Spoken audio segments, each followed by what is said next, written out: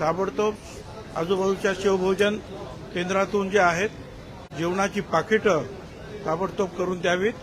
त्याचबरोबर रॉकेल पूर्णपणे उपलब्ध करून द्यावं, कारण तोपर्यंत आता रात्री काय परिस्थिती तिथे असेल त्याची कल्पना नाही। पण त्याचबरोबर जोपर्यंत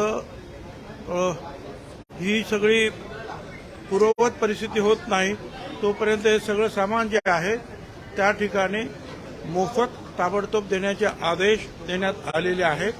सर्व काम करणारे लोक असतील आणि तिथे गावचे लोक असतील त्या सगळ्यांना।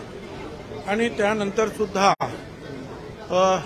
पुढची ऑर्डर निघेपर्यंत या सगळ्या कुटुंबांना साखर, तूर डाळ, तांदूळ, गहू किंवा गव्हाच्या ऐवजी पीठ किंवा तांदूळ ह्या सगळ्या गोष्टी ज्या आहेत 10-10 किलो प्रमाणे जे आहे देण्यात येणार आहेत।